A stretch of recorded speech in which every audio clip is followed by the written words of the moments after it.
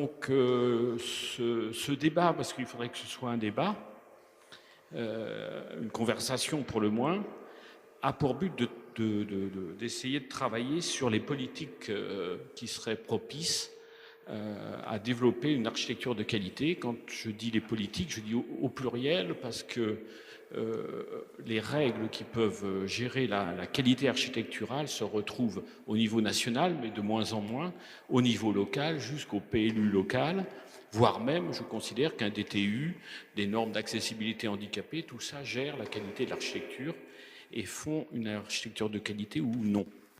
Donc, chaque invité va se présenter en 2 mots.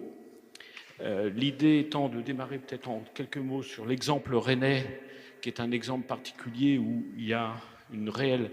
À l'origine, il y a 40 ans, il y avait une vraie volonté de politique urbanistique et architecturale. Et à partir de cet exemple rennais, chacun pourra intervenir et partir dans les directions qui plaira. Ce que j'essaierai de faire, c'est éventuellement de vous interrompre pour relancer le débat ou que chacun ait la parole. Voilà, donc chacun va se présenter. Donc moi, au fait, je me présente. Lionel Dunet, donc président du syndicat de l'architecture. Vincent Basset, urbaniste architecte au CAUE du Nord, en charge d'un secteur du département qui est transfrontalier. Laure Nouvelle, je suis architecte. Sylvie Robert, je suis donc parlementaire, je suis sénatrice et membre de la commission culture du Sénat. Et je suis également élue à Rennes, pas élue à l'urbanisme.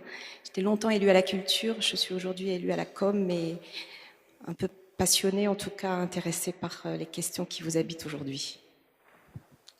Alors, Claude Laurent Aubert, architecte au CAUE de Charente-Maritime, donc un département à l'ouest.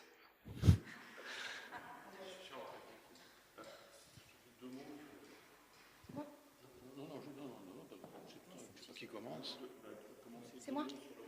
Bon, alors je vais essayer de... Alors, je ne sais pas, je vais peut-être, je vais pas décliner l'exemple rennais, si tant est que c'est un exemple, mais notre modérateur l'a dit très clairement. C'est vrai que dans cette ville, il y a une histoire, une tradition d'une maîtrise très forte de son aménagement et donc aussi de son architecture. Beaucoup de ZAC, enfin c'est une maîtrise publique importante, architecte de ZAC assez également puissant, mais aussi relations, dialogue et surtout, je vais commencer par là, une volonté politique très forte. Et je voudrais commencer par cette question de la volonté politique. J'ai eu à l'apprécier lorsque, dans la loi CAP, j'ai été de celle qui est porté les amendements sur la question de l'architecture en complicité avec Patrick Bloch qui le faisait à l'Assemblée nationale. Et j'ai vu que cette question de l'architecture avec les différents articles qu'on a portés et défendus et qui sont passés, et c'est heureux, et on a réussi dans les 2 chambres à les faire passer, n'était pas obligatoirement vraiment je dirais, une dimension partagée par tous. Et c'est là où je voudrais commencer par cette volonté politique, parce que je pense que peut-être plus aujourd'hui qu'hier, il y a nécessité dans la fabrication de nos villes. Je dis nos villes, mais au sens large du terme, ne n'y voyez pas obligatoirement une dimension purement urbaine, alors, ou de nos espaces. Il y a nécessité vraiment de travailler sur cette fabrication de la ville. Si je prends Rennes, que Jean Nouvel connaît, même s'il me dit qu'il la connaît peu, mais c'est une ville qui est une petite ville au sens petite grande ville à taille humaine. On y circule à pied, à vélo, pas obligatoirement besoin de prendre sa voiture. Et la question qui nous est posée depuis quelques années, au-delà de l'accueil des populations, d'une ville qui est dynamique, qui se trouve sur cette façade atlantique où il y a nécessité de construire des logements, nécessité d'aménager, de travailler justement sur la qualité de l'aménagement et des espaces publics, a été d'étendre le centre-ville. Je pense que c'est ça aussi, c'est comment à un moment on continue à fabriquer de la ville, surtout pour qu'elle continue à se transformer et non pas à s'arrêter, parce qu'il faut qu'il y ait du mouvement. Et on voit dans beaucoup de centres-villes aujourd'hui que le mouvement n'est plus trop à l'œuvre. Et donc, comment on continue à fabriquer de la ville tout en étant à la fois attentif à la nécessité d'étendre parce que les mobilités sont différentes, parce que les usages se transforment et parce qu'à un moment, il y a des enjeux qui se posent à nous qui ne sont plus les mêmes même qu'au XXe siècle. Et comment on résout cette asymétrie entre un moment ceux qui conçoivent et ceux qui habitent et qui pratiquent. Et ça a été, c'est vraiment toute la réflexion qui nous lie. Et je voudrais commencer sur cette volonté politique parce que moi, j'ai été élue à la culture pendant très longtemps. J'avais des responsabilités à la ville, mais aussi à la région avec Jean-Yves Le Drian à un moment où je suis très attentive au CAUE. C'est pour moi, j'en ai pas en Ille-et-Vilaine, malheureusement. Il y en a un très bon dans les Côtes d'Armor. Mais sur cette question un moment d'amener la question architecturale, de la qualité de l'architecture et des pratiques, des procédés, au-delà des dispositifs, de la nécessité de penser notre environnement un peu différemment, comme étant une réflexion politique globale et transversale, et non plus l'affaire d'un seul élu en charge aménagement ou en charge logement, mais qu'on ait une vision politique de ce qu'on veut aujourd'hui de l'évolution de nos espaces urbains ou ruraux d'ailleurs. Les enjeux qui se posent, et je terminerai par là, après on aura un échange, et je les vois tous les jours, c'est-à-dire que ce qui se passe aujourd'hui, c'est, je trouve qu'il y a une appétence, et je trouve ça bien, beaucoup plus forte de nos concitoyens, des habitants, à leur environnement et à la transformation de leur environnement. Ça, c'est une première donnée qu'il nous faut absolument prendre en compte aussi, justement, dans les processus et les démarches qui vont amener à la construction ou à la livraison de projets architecturaux, quels qu'ils soient. Vous savez, je dis toujours, moi, un projet architectural n'est pas partagé. Ce qu'on partage ensemble, c'est le fait d'habiter, de pratiquer. Et donc, comment, à un moment, on le fait partager. Et ça, c'est pour moi une dimension citoyenne et démocratique absolument essentielle et qui se pose aujourd'hui parce que nos concitoyens en ont envie.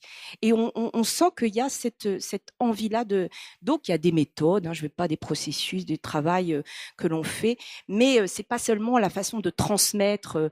Et je voulais pas être sur ce terrain-là, ce qu'est l'architecture. Moi, je ne sais pas. C'est vous, les architectes, qui savez ce qu'est l'architecture.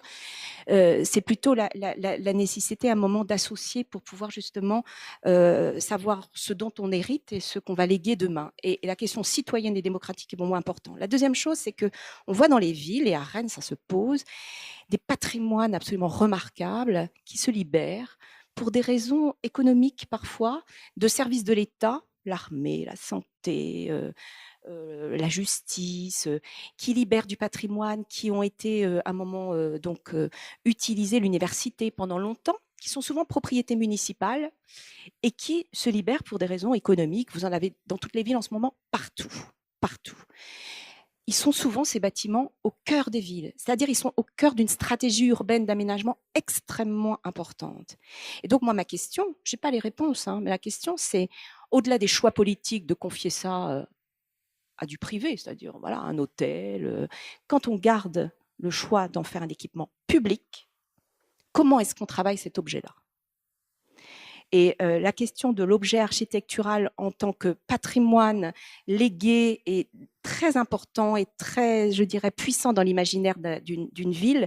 Comment on fait en sorte qu'on travaille par le projet, alors je ne vais pas parler de maîtrise d'usage obligatoirement, mais comment on travaille aussi à une appropriation progressive d'un changement d'usage de ces bâtiments remarquables. Et nous, moi j'en porte un, je suis en train d'en porter un à Rennes actuellement, un grand hôtel magnifique qui était à l'université qui nous a légué, qui s'appelle Pasteur. Bon, j'étais avec... je travaille un peu aussi au niveau du permis de faire de Bouchain parce que c'est un amendement que j'ai porté et on est en train de travailler sur ces questions-là. Mais vous voyez, c'est ça. Et le troisième, et je termine là, c'est toute la responsabilité publique que nous avons collectivement de finalement, alors je vais peut-être un peu, vous allez me trouver un peu pompeuse, de l'avenir de la planète, c'est-à-dire la question des transformations écologiques, de la nécessité de travailler sur les matériaux, de travailler de ces transformations qui font qu'à un moment, à la responsabilité, pour moi, de l'artiste qu'est l'architecte, parce que je considère qu'on est un artiste. Cette responsabilité, elle se pose au-delà de sa responsabilité dans un environnement, de ce qui va aussi pouvoir transmettre demain dans nos sociétés. Donc je trouve, et je terminerai là, qu'on est à un moment extrêmement intéressant où la question de l'architecture est plus dans l'espace public ou dans l'espace du politique, et moi je trouve ça très bien. Alors peut-être est-ce la loi, peut-être est-ce la stratégie nationale, le travail de Patrick, peut-être, mais en tout cas c'est heureux et moi je m'en félicite. Et en même temps, à côté, il y a des responsabilités énormes, des transformations et des mouvements qui doivent être à l'œuvre et qui doivent être partagés par tous, les architectes, les élus, mais aussi l'ensemble de nos concitoyens. Merci. Merci. Voilà, merci. Donc, la transition se ferait. Jean Nouvel vient de finir un immeuble qui est la dernière pierre d'un quartier qui a été pensé et porté par Alexandre Chemetov pendant 25 ou 30, presque 30 ans, je crois. Les premières réunions étaient dans les années 90 à peu près, je crois. Les premières réunions sur des péniches, voilà. Et donc, quel est de l'autre côté de la barrière, l'avis de l'architecte sur cette vision de la volonté politique en architecture? Oui, c'est une opération compliquée, puisque j'ai gagné un concours il y a très longtemps, avec Jean-François Auvette, qui était là aussi, avec d'autres personnes, mais avec Alexandre Chemetov, qui n'était pas encore là et qui est arrivé. Il était là au début. Il était là au début. Ça a été. Oui. Non, mais je ne voudrais pas parler trop fort parce que j'ai l'impression qu'il y a un problème d'acoustique. Vous m'entendez pas là? Vous m'entendez très bien. Il faut que je fasse plus près? Parce que moi j'ai une résonance après qui ici est terrible. Donc c'est ce que je disais. Bon. Donc je suis arrivé là-dessus, j'ai gagné un concours avec mes partenaires. Ce concours, il est resté au frigo pendant 15 ans. Comme ça. Ah, je sais pas. À peu près, oui, à peu près. Bon, après, on est reparti, parce qu'il y a un promoteur rennais qui a acheté ce site, qui est un site assez étonnant, puisque c'est le confluent de l'île et de la Vilaine, et dans une opération qui était assez complexe, et que Alexandre Chemetov a porté avec virtuosité et entêtement. C'est-à-dire qu'il fallait quelqu'un comme ça pour arriver à recréer du sens avec autant d'architectes qui travaillaient sur les petites maîtrises d'œuvre et arriver à recréer une avenue derrière avec boisée qui soit très très bien faite et qui puisse nous soutenir aussi sur ce bâtiment de la Pointe qui lui avait vraiment un sens urbain tout à fait particulier et qui est un jalon urbain, un point de repère quoi, au sens lynchien, c'est-à-dire qu'on le voit de loin, donc il devait aussi conquérir des vues parce qu'il y avait de la vue sur la ville avec sa cathédrale, avec tout ce qu'on veut, bon, et des vues assez complexes sur les toits. Bon, donc tout ça s'est fait avec le temps, et ce bâtiment est terminé. Il est terminé, c'est un bâtiment de luxe, avec tout ce que ça implique. Donc il y a des footballeurs qui habitent dedans, par exemple, hein, c'est formidable. Et bon, après il y a l'aménagement. Bon, l'aménagement par chacun, bon, ben c'est pas toujours le rêve de l'architecte, mais si c'est leur rêve à eux, ça va. Et puis on sait aussi qu'avec le temps, ce sont des choses qui bougeront. Bon, donc, mais enfin ça, pour moi, c'est un épiphénomène, c'est-à-dire c'est un exemple de la façon dont la ville se fabrique aujourd'hui. Et c'est un bon exemple. C'est un bon exemple parce que c'est un exemple où il y a beaucoup de soins et d'attention. Mais malheureusement, dans 99% des cas, il n'y a pas ce soin-là. Et il n'y a pas Alexandre Chemetov derrière. Et il n'y a pas cette précision et cette volonté qui dure sur des décennies. Et moi, je voulais surtout parler, en fait, pour une fois que je parle au syndicat de l'architecture, en tant qu'ancien fondateur, j'ai quand même une certaine émotion à être là. Et je voudrais qu'on reparle des grands enjeux, en fait. Je voudrais qu'on parle de l'évolution de l'architecture en tant que telle, de ce qui s'est passé en 40 ans, c'est ça, ou 30 ans, je sais plus, 80, 30 et quelques, 40 ans. Ouais. Bon, et on a beaucoup de choses à dire quand même. Alors, je suis pas d'un optimisme fabuleux, mais je suis quelqu'un qui aime mettre les choses sur la table. Je suis quelqu'un qui aime parler des choses. Je crois que l'architecte est un carrefour depuis lequel il voit beaucoup de choses. Et je crois que c'est la dernière place où il faut se taire. Parce qu'avec ce qu'on voit, on a en main un certain nombre de paramètres et je dirais les moyens de comprendre que beaucoup de personnes n'ont pas.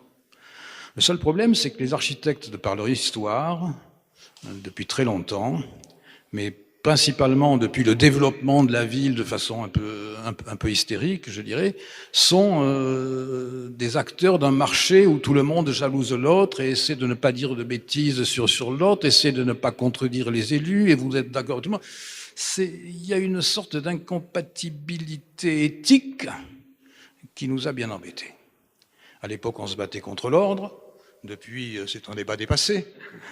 Mais on se battait aussi contre des gens qui disaient qu'on allait défendre l'architecture, non, qu'on allait défendre les architectes, et ce qu'on a fait quand on a créé ce syndicat avec Claude Guillain, avec Claude Damery, avec Pierre Soria, avec Ovette, avec des tas de gens qui ont disparu malheureusement, ce qu'on a mis devant, c'est que la meilleure façon de défendre les architectes, c'est de défendre l'architecture elle-même. Parce que ce qui s'est passé en 40 ans, c'est la perte de pouvoir énorme de l'architecte. Un architecte, comme point de départ, et Dieu sait que l'on était déjà un peu amoché, était quelqu'un à qui on faisait appel et qui avait la responsabilité, en général, du choix des entreprises, qui connaissait les budgets, qui était en discussion avec l'administration avec un réel pouvoir et auquel le client reconnaissait un véritable pouvoir. Petit à petit, ça s'est délité. Et on est arrivé à des extrêmes absolument affolants. Et finalement, l'architecte est devenu une sorte de prolétaire. Hein, et finalement, l'acte architectural est réduit à sa plus simple expression. Alors pour moi, l'acte architectural, il existe de la plus grande dimension à la plus petite. Je dirais que le vrai bordel a commencé, un peu plus tôt quand même, quand on a voulu nous faire croire que l'architecture à grande échelle n'existait plus et que c'était de l'urbanisme. Et à partir de là, on a vu entrer des tas d'acteurs qui ont pris des décisions fondamentales, des décisions initiales, sans l'architecte. Ce qui était en général des technocrates, des gens spécialisés dans les infrastructures, qui étaient des gens qui avaient une culture utile. Hein. Je ne dis pas qu'il n'y a pas des savoir-faire spécifiques pour l'architecture à grande échelle. Il fallait et des sociologues, et des géographes, et des historiens. Très bien, tout ça c'est tout à fait utile. Mais ce qu'on a oublié, c'est quoi? C'est qu'à chaque fois qu'on commençait à dire « j'étends la ville par là », est-ce que c'est le bon côté? Alors c'est le bon côté sur le plan fonctionnel? C'est le bon côté sur le plan économique? Approuvé? À quel rythme on développe la ville? Tous les choix d'ordre sensible ont été totalement gommés, ignorés. Or, l'architecture est un art. Cet art, il doit s'appliquer à l'échelle urbaine aussi, et cet art a été nié. Et pendant très longtemps, il y a eu une ambiguïté de la ville, qui a continué à se développer par adjonction successive de choses totalement incohérentes et des îlots complètement autonomes, complètement autistes, alors qu'avant, la ville avait une structure telle qu'on continuait les rues, on était dans une logique de morphologie, on était bon. Ce qui fait que ces problèmes ne se posaient pas comme ça. Et à travers cette évolution administrative qui s'est amplifiée, et à travers cette évolution économique qui font que les acteurs économiques ont eu de plus en plus de poids sur les grandes opérations, parce qu'ils étaient clés pour pouvoir les réaliser au plan économique. Mais on est arrivé face à des clients qui n'avaient qu'un seul souci, c'est de se débarrasser de la chose. Que ce soit les offices HLM à l'époque, il y en avait trop, il fallait aller, oh, boum, boum, boum, boum, allez, le plus vite possible, on passe à autre chose. Les grands promoteurs urbains, c'est la même chose. Il fallait construire vite, qu'ils se débarrassent de la chose le plus vite possible. C'était pas des gens qui allaient habiter ça. C'était pas des gens qui étaient intéressés par le plaisir de vivre là. Ils n'ont jamais été intéressés par ça. J'ai passé ma vie à me battre sur ça. Et c'est encore vrai aujourd'hui, ils s'en foutent. Malheureusement, ils s'en foutent. Les grands aménageurs ont des visions d'ordre géopolitique, on dira. Bon, et puis après, on détermine tout jusqu'au fait qu'un architecte arrive dans quelle position. En général, le site est là, il y a une fragmentation. Sur ce site, il y a des limites de hauteur, il y a des limites d'usage, il y a des gabarits qui sont pratiquement donnés. Et l'architecte, il reste en gros, il y a des surfaces qui sont calculées par rapport à une norme moyenne de 2,50 m par étage ou 2,60 m. Bon, qu'est-ce qu'il lui reste à faire? À bouger quelques fenêtres dans une façade et à aménager le bon. C'est pathétique, on le sait tous quand même que les 9/10 du temps, c'est comme ça. Et que les seules choses qui nous restent de temps en temps, c'est d'aller travailler sur une maison dans un beau paysage, ça arrive encore, ou d'avoir un programme culturel exceptionnel qui a un peu d'espace. Là, il reste un peu de place. Mais l'essentiel de la ville se passe dans ces conditions. En plus, l'évolution économique a fait que les grands acteurs économiques sont devenus et promoteurs et entrepreneurs. Et que c'est eux, maintenant, qui sont nos maîtres d'ouvrage. Et on a vu ça à travers les PPP et les contrats globaux, c'est quand même incroyable, quoi. C'est les entrepreneurs qui donnent les ordres aux architectes et qui disent non, ça, finalement, cette fenêtre, elle ne sera pas coulissante, elle sera pas en accordéon, elle sera coulissante, ou ça, c'est bon, des tas de choses qui sont de l'ordre de l'architecture. Donc ça, il appartient à la dignité de notre métier de ne pas accepter ça. Il faut se battre contre ça. Il faut se battre pour reconquérir le droit d'architecturer et dire que l'architecture commence à cette grande échelle et finit à l'intérieur. Ça, c'est l'autre bataille. C'est que maintenant, l'intérieur n'est plus de l'architecture. On a été envahi par la culture anglo-saxonne, le shell and core, et finalement, ce qui se passe dedans. Or, une architecture, c'est dedans et dehors. Et Dieu sait que pour les écoles, par exemple, pour tous les espaces publics, pour tous les espaces commerciaux, la dimension culturelle et fondamentale et de civilisation qu'est l'architecture ne peut pas s'exercer sur une architecture qui a perdu le pouvoir sur l'intérieur. Une architecture totale, ce n'est pas une architecture hémiplégique. Bon, alors il y a des systèmes qui peuvent être des systèmes support-rapport. Il y a quelques Américains qui ont joué de façon assez intelligente avec ça. Mais c'est encore, à ce moment-là, c'est une vision des choses. Mais en règle générale, bon, dans la reconversion, il y a évidemment des changements à l'intérieur des architectures, et c'est les sujets architecturaux fondamentaux. Et c'est comme ça, en général, d'ailleurs, qu'on a les architectures les plus intéressantes, parce qu'on a du trop haut, du trop long, du trop grand, du trop pointu, alors qu'on n'a plus jamais ça. On a le truc normalisé. Alors maintenant que les normes de développement durable sont arrivées là, on a des petites fenêtres. C'est quand même, c'est les choses. Je pense que Rudy va vous parler de ça tout à l'heure. Bon, mais je pense que toutes ces questions-là, elles sont vraiment vitales. Et il est important de retrouver le rôle sociétal de l'architecte, qui est celui qui architecture. Et si architecturer, ça commence à grande échelle et ça se finit à petite échelle, il doit y avoir des architectes de tout type, de tout format, parce que architecte, c'est un métier large. Tout le monde ne peut pas être spécialiste de toutes les catégories que représente ce métier. J'ai souvent fait le parallèle avec le cinéma. Il y a une division du travail qui doit être synergique et qui doit être noble. Bon, mais ce sont les architectes en tant que transculturels. Il faut une culture transculturelle, et en particulier transculturelle dans le domaine des arts plastiques, mais aussi transculturelle dans le domaine des idées, dans le domaine de la connaissance géographique de l'ensemble des villes qui se transforment dans le monde, pour avoir les référents, la culture en tête de la question posée, qui est en relation avec la question posée. Et il n'y a que l'architecte qui peut avoir, c'est le seul dans ces équipes pluridisciplinaires qui a cette vocation de transversalité. Donc c'est ça que l'architecte doit retrouver, et c'est cette dimension civilisationnelle qu'il faut retrouver, et bien faire comprendre à nos politiques que ce n'est pas un combat corporatiste. On ne peut pas se défendre, nous, les architectes, parce qu'on n'est pas crédibles. On va dire, vous plaidez pour votre paroisse. C'est pas ça qui est grave. Nous, finalement, on peut passer notre vie comme ça, c'est pas très grave. Mais pour tous ceux qui vont vivre sans architecture ou dans des conditions qui sont catastrophiques pendant des vies entières et des décennies avant qu'on démolisse ce qui a été fait là, c'est quand même un énorme problème. Donc, se taire, c'est une faute morale, c'est une faute politique, et je crois qu'on doit toujours avoir cette pensée en tête, et qu'il faut toujours, par rapport aux politiques, moi ça me fait de la peine souvent quand je vois qu'ils nous amènent à discuter de petites choses sur savoir si on va changer telle condition à tel moment, sur telle loi de détail, sur je sais pas quoi. On s'en fout.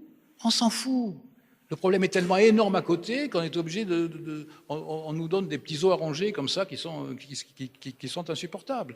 Donc, alors par rapport à ça, je ne sais pas si certains l'ont vu, j'avais fait un article lié à la campagne présidentielle, dont Le Monde m'a changé le titre, qui disait « Banlieue, un président de la République française devrait faire et dire cela », en réponse évidemment au livre du Monde. Et je proposais à notre président de faire uniquement deux choses. À partir d'un constat, comme quoi d'abord, il y a quelques décennies encore, on disait que la politique c'était l'organisation de la cité. Et je rappelais que si on se promène aujourd'hui dans le monde, on voit que ces cités, elles sont dans un état qui ne donne pas une haute idée de la politique, si la politique c'est ça. Bon, je disais aussi que la France est un pays très très particulier avec tellement de différences géographiques dans le même territoire, tellement avec un patrimoine tellement particulier, tellement spécifique, des patrimoines contrastés, avec un pays qui attire énormément de personnes depuis très très longtemps, un peu comme l'Italie et d'autres grands pays de civilisation ancienne. Bon, qu'un président de la République ne peut pas se désintéresser de ça. En plus, la France a été marquée par un développement urbain assez catastrophique dans ce rapport au patrimoine et aux structures urbaines qui existent.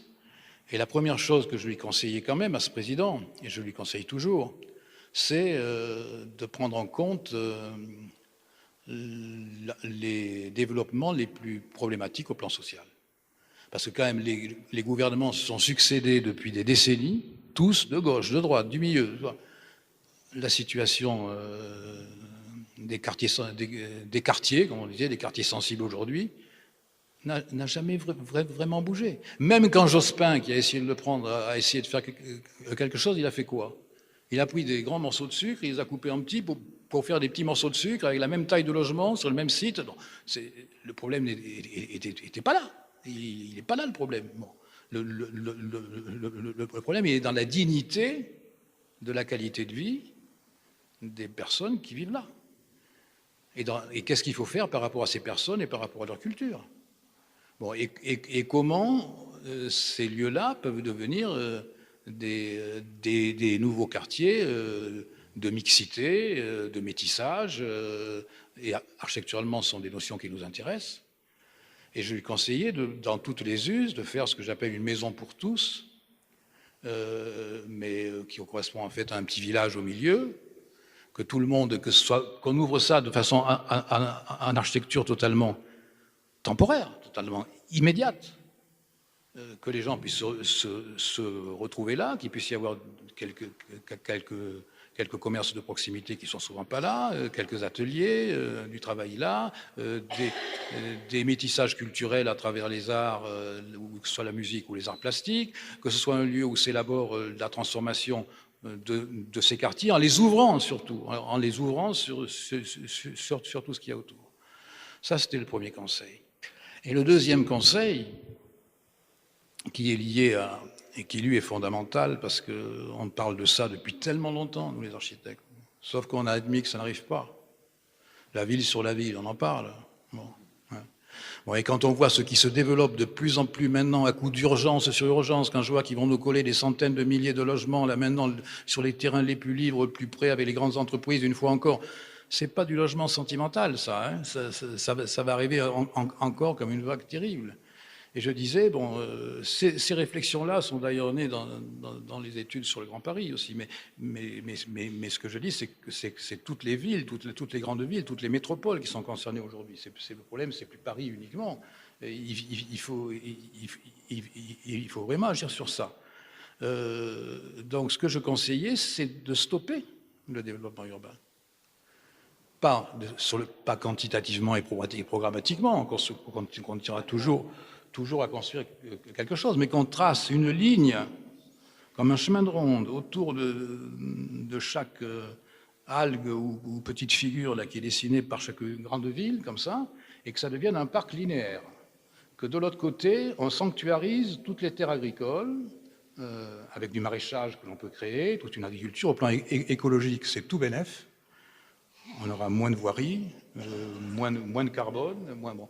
Et donc, on va se retrouver avec une zone, j'aime pas ce terme-là, mais je le fais exprès, une zone périmétrique qui n'est pas constituée encore, qui va bouger. Maintenant, la plupart des opérations qui se font, elles restent figées par tous les règlements urbains. Donc, ça va accentuer la reconversion. On va pouvoir déterminer pour chaque situation une architecture. Et cette architecture va être toujours interférente.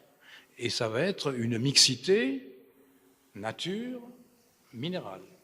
Bon, et on peut prévoir sur des plans décennaux les possibilités de développement de la ville en termes quantitatifs et voir comment on peut absorber sur 30 ou 40 ans, progressivement, différentes choses. Chaque ville a des besoins qui sont différents. Et donc, si on arrivait à dire qu'il y a un périmètre urbain qui est délimité par les constructions les plus éloignées aujourd'hui, contrairement à ce qui se passe sur le Grand Paris, que ça ne vous a pas échappé, qui est devenu le moyen Paris. Parce que qu'est-ce que c'est que le Grand Paris? Aujourd'hui, on a viré toute la banlieue. Hein, c'est-à-dire que c'est la première couronne qui est prise. Et puis finalement, tout ce qui est autour, là où sont les principaux problèmes, hop, on ne s'en occupe plus. Et puis on revient au plan d'urbanisme traditionnel, donc il y a plus de... Donc c'est le mécanisme qui doit changer avec ça.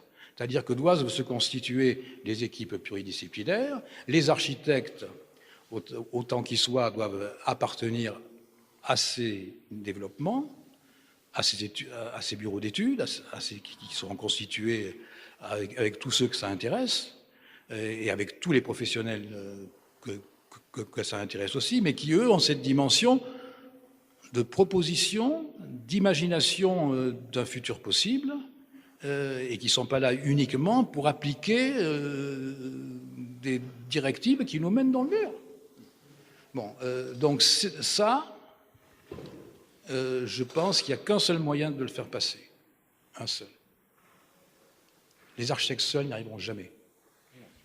Donc ça veut dire qu'il nous faut les associations d'habitants avec nous. Ça veut dire qu'il faut qu'il y ait les intellectuels avec nous. Ça veut dire qu'il faut qu'il y ait les autres professions avec nous. Ça veut dire donc que c'est une question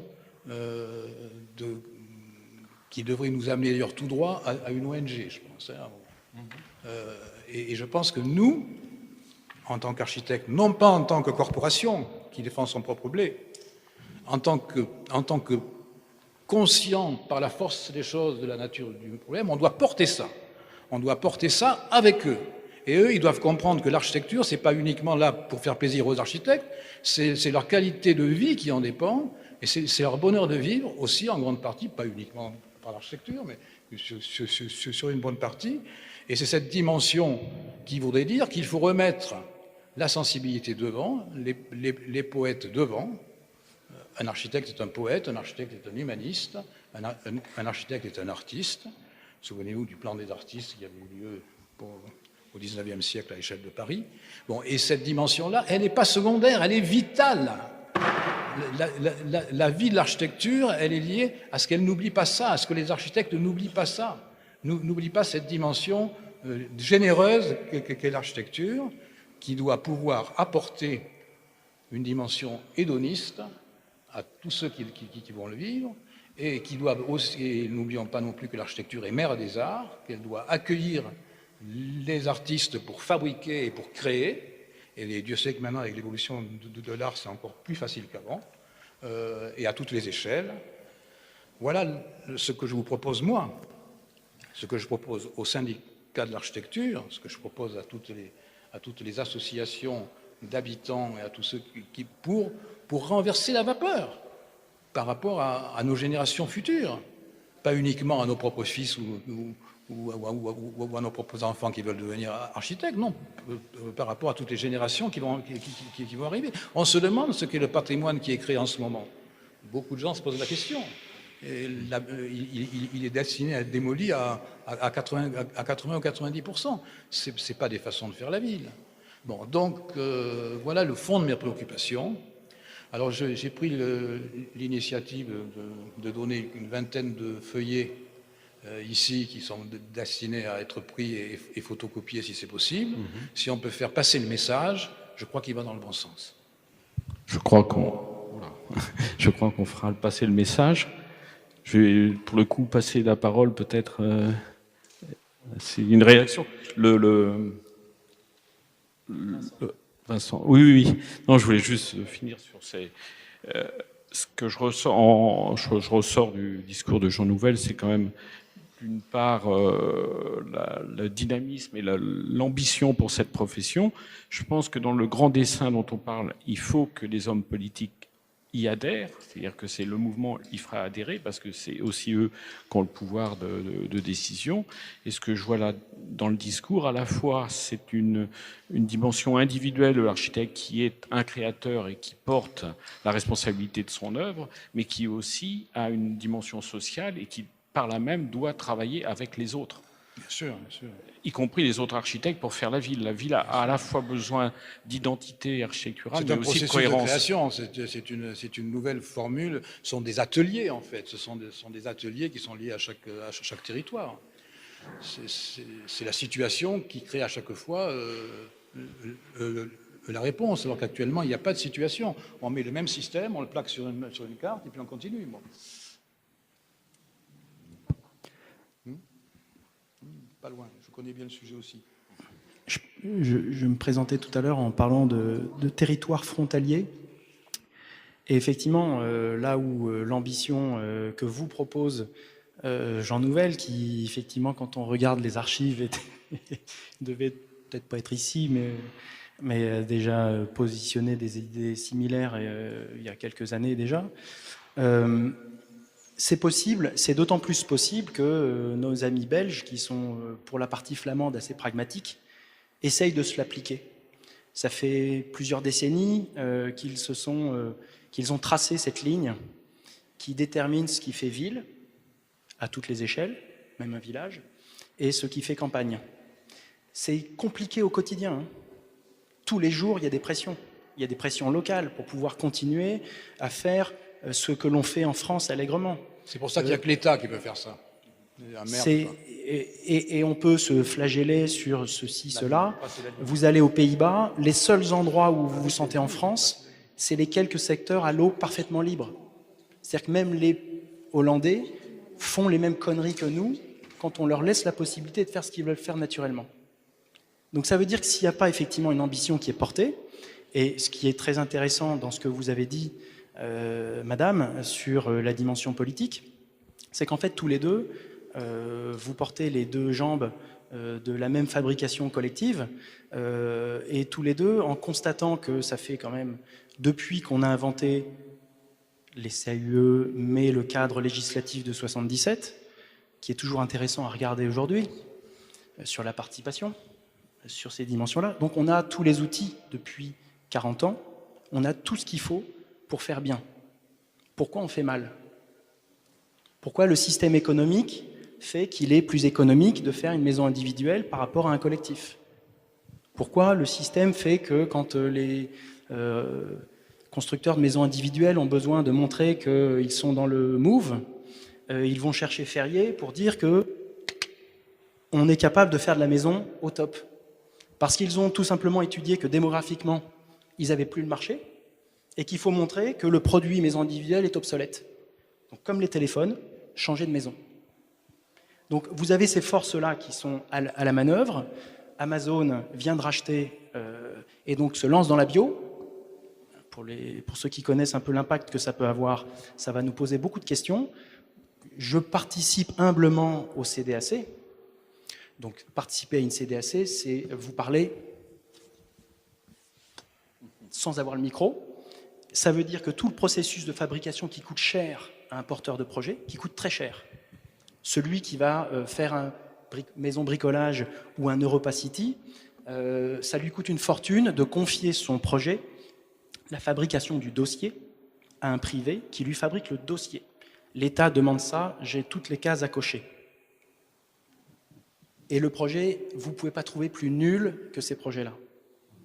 Et en même temps, c'est très intéressant à analyser, et je vous invite, vous qui êtes un certain type d'architecte, puisque vous êtes au syndicat de l'archi, je vous invite à regarder, pour ceux qui ne le connaissent pas, comment se fabriquent ces projets, donc comment se fabrique réellement cette consommation des territoires et ce chantage multiforme, protéiforme, dans lequel même des gens nouvelles sont, comme moi, on a coupé le micro. Donc, de ma planète de CIE, on a effectivement besoin de ces architectes-là, hein, pas de l'autre syndicat, mais de ces architectes-là, pour à un moment tenir tête, besoin du politique pour tenir tête, et ça veut dire que de donner une règle, de dire que c'est marrant, la dommage ouvrage est obligatoire, mais si vous ne la prenez pas, c'est pas grave. De dire que l'architecte est obligatoire au premier mètre carré, mais il y a une dérogation, c'est pas sérieux. C'est pas sérieux. Mais en même temps, et là je m'adresse à vous, quand dans un CAE on veut donner des bons exemples pour être déontologique, hein, ne pas dire prenez Jean Nouvel, il est meilleur que les autres, on va essayer de prendre, comme le disait Siriani ce matin, regardez l'escalier du pavillon suisse, c'est superbe. Donc notre manière tout à fait illégale de faire la promotion de certains architectes, c'est de dire regardez comment la question d'un élu, excusez-moi pour la question con d'un élu est devenue intelligente, pas parce que l'élu ou que l'architecte est plus intelligent que l'autre, ensemble ils ont fabriqué quelque chose, ces deux jambes dont je parlais. Et ce dialogue, il passe par les mots, et quand on travaille en transfrontalier, les Flamands qui font la gentillesse de nous parler en français, ils disent « autrefois ». Donc autrefois, tout le monde connaît autrefois. Sauf que pour eux, ça veut dire c'est une autre manière. Il y a une autre fois de voir les choses, et si vous n'avez pas fait cet effort de comprendre pourquoi l'autre qui vous dit la vision, ah c'est important la vision, oui. La vision chez eux, c'est la stratégie. Donc quand un élu s'exprime dans un CAE, quand il vient faire appel à un CAE, c'est l'extrême onction, hein, il est à 2 doigts de mourir et il appelle le curé, parce qu'on ne peut pas faire autre chose dans un CAE que simplement 3 Ave Maria, je ne sais pas comment on fait, hein, mais bon, bref. Pour ceux qui s'y reconnaissent, ils trouveront. On est assez démunis là-dedans et on a simplement besoin fondamentalement d'éléments pour porter également la bonne parole. Et c'est vous qui pouvez nous la fournir. Et c'est le langage qui peut la fournir. Et c'est se définir sur quels sont, et aujourd'hui dans les outils, puisque je parlais d'Amazon, Pinterest, que beaucoup doivent connaître, qui est une diffusion virale de la qualité architecturale, sans le dire. On aime ou on n'aime pas.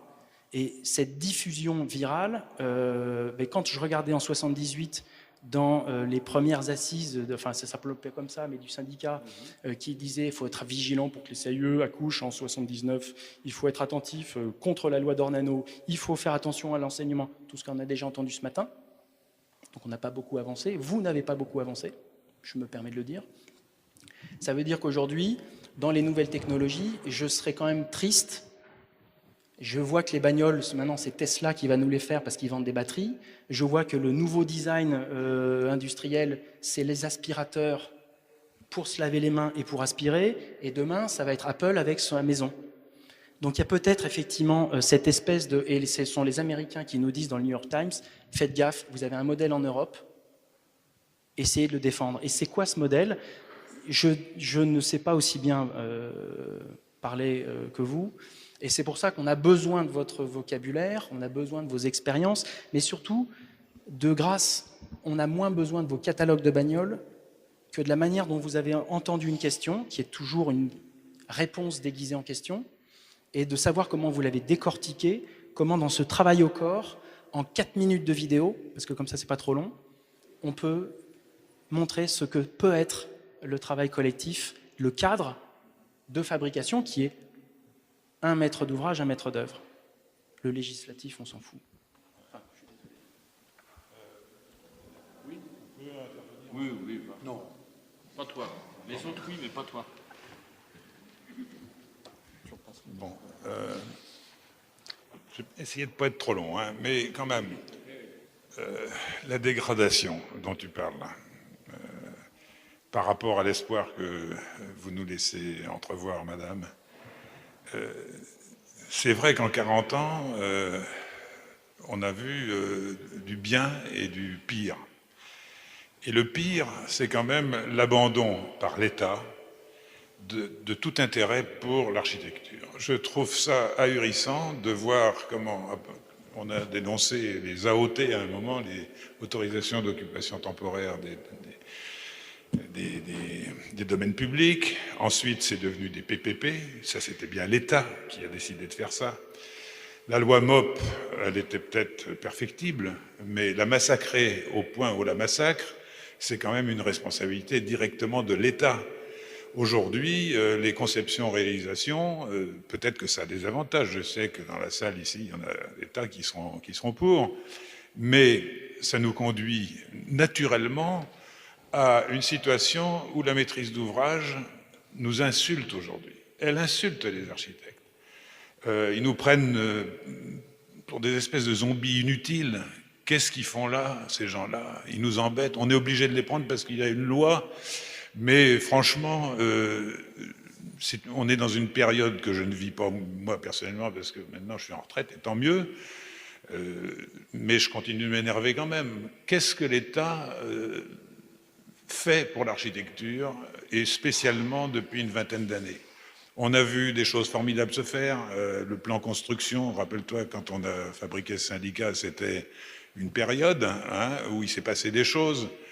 On revoyait l'autre jour Gravailla qui m'envoie une photo quand on était allé à quelques-uns à l'Élysée, parce que le président de la République, Giscard d'Estaing, voulait voir ce que c'était que la nouvelle architecture du logement qui se faisait à travers les pans. Bon. Et c'est formidable cette photo parce que, comme dirait Lionel, j'avais des cheveux à cette époque-là, mais c'est formidable comme Giscard regardait en l'air, il n'en avait rien à foutre de ce qu'on était en train de lui raconter. Et c'est là, le lendemain, qu'il a décidé de faire la France aux Français avec les petites maisons partout. Donc, la grande responsabilité, c'est quand même l'État. Il existe, semble-t-il maintenant, même s'il n'y a pas de ministre, ou il y en a peut-être un depuis ce matin, je ne sais pas, le ministère de Ferrand, qui s'appelait... voilà, les territoires, ça je trouve ça formidable. Est-ce que ce ne serait pas là l'occasion de se retrouver dans tout ça? Les architectes, les maires, les conseillers généraux ou régionaux suivant le cas, etc. Et puis reprendre en main un petit peu tout ça, mais que ces gens-là, les élus, aient une bonne volonté. Parce qu'aujourd'hui, la réalité, c'est que l'entreprise ait réussi à avoir tout ce qu'on lui avait réussi à lui grappiller dans le début des années 80. On a supprimé les modèles, avec l'AMIC, je sais que le secrétaire général est là, on avait réussi à supprimer les modèles, à faire des concours, à faire derrière la loi MOP, etc. Tout ça a été foutu en l'air entre 90 et maintenant, n'en parlons plus. C'est une véritable catastrophe. Donc, moi, je veux bien, il t'a répondu, le président de la République, j'espère, ou il va te répondre, mais enfin, peut-être que là, il y a un petit espoir avec cette transversalité qu'on peut imaginer et qui est absolument indispensable, parce que nous, tout seuls, on est laminés aujourd'hui. Les architectes sont laminés. Qu'est-ce que tu veux récupérer? Je voulais juste répondre un tout petit peu à Patrick, parce que c'est un débat qu'on a souvent. Je suis gêné par le discours de ce regret de l'État central fort dirigeant l'architecture. Et surtout, je pense que les temps changent et que ça ne sert à rien de dire c'était mieux avant. Ce que je pense profondément, il y a eu une décentralisation. Le pouvoir de l'État est passé à la région, de la région à la commune, tout ça. C'est un fait. J'aime mieux l'idée de dire on se regroupe, on fait des comités d'agglomération, des choses comme ça, où on travaille au niveau local, mais regretter, on peut regretter, je veux dire, la place de l'État, mais je ne pense pas qu'on puisse... Je n'ai pas dit que je regrettais, je dis simplement que l'État devrait jouer son rôle. Eh ben, oui, ben, c'est un petit peu ça. Oui, alors par rapport à cela, quand même, le sens de ce que je proposais, ce que je propose actuellement, c'est justement que l'État fasse ce qu'il a à faire et que les collectivités locales fassent ce qu'elles ont à faire. Le principal problème actuellement, c'est que sur le plan urbain, on a vu que les maires étaient faibles. Pour protéger leur territoire, ils sont faibles, ils n'y arrivent pas, en règle générale, ils n'y arrivent pas. On ne sait pas si c'est par simple faiblesse, ou si c'est par pression personnelle, ou si c'est par prévarication à ce moment, mais ils sont mal placés pour ça, ils sont sous toutes les pressions. Donc il faut déjà que l'État, lui qui a la distance, prenne la disposition essentielle de dire attention, le territoire il s'arrête là, attention, votre densité elle sera là, sans ça vous n'aurez pas le droit d'aller plus loin. Et tant que votre carton n'est pas épuisé, vous n'irez pas plus loin, monsieur. Bon, si l'État peut dire ça, ça va. Et après, chaque maire est à même d'inventer sa propre solution avec son équipe, avec ses propres interférences, ses propres solutions par rapport à des convictions qui sont liées à ces situations. Moi, je crois qu'il y a une seule chose, c'est l'architecture de situation. Et je crois en plus à autre chose, c'est que ce qui nous a foutu dans la merde aussi, c'est une conception de l'architecte-artiste qui n'était pas adaptée. C'est-à-dire que beaucoup d'architectes ont considéré qu'ils avaient leur style à eux et qu'il fallait qu'ils le répètent. On n'est pas dans un musée, on n'est pas dans une boîte blanche. Donc je pense que la question de la forme est très importante, la question de la sensibilité est très importante, mais elle doit se développer dans un deuxième rang. Autrement dit, en ce qui me concerne en tous les cas, je n'ai pas d'a priori vis-à-vis d'un matériau ou d'une forme. Une fois que je sais que ça va par là, bon, vous le savez, mes architectures sont quand même assez différentes, on va dire ça comme ça, mais pas par le plaisir de faire différent, parce qu'il n'y a pas de raison de répéter 2 fois la même chose par rapport aux personnes qui sont là. Donc il faut que l'architecte ait cette ouverture par rapport à... Il lui reste encore énormément de choix. Et finalement, c'est la même chose qu'une œuvre de commande. Dans les arts plastiques, ça existait aussi avant. Les artistes étaient invités avec un cahier des charges et les peintres, les grands peintres de la Renaissance ou tout ça, ils travaillaient avec des cahiers des charges. Donc on peut aussi travailler avec des cahiers des charges. Mais il faut qu'il y ait une marge de manœuvre, il faut qu'il y ait une réponse à des spécificités, et il faut qu'on se bagarre à mort contre le clonage et l'architecture qui est parachutée à toutes les échelles. Ça, c'est... Je crois que si on fait ça, si l'État aide à faire ça, il aura fait son travail. Et puis après, il y a un énorme travail au plan local, énorme travail sur place, évidemment sur place. Alors, je ne sais pas si mon exemple est le bon, mais pour la question de l'État et de son retrait du contrôle ou des marchés ou de la gestion de la ville, je suis quand même dans un secteur où l'État reprend sa place, est pleine, notamment suite à Xynthia, où on a eu quelques morts et quelques beaux ravages des côtes et quelques immeubles à détruire.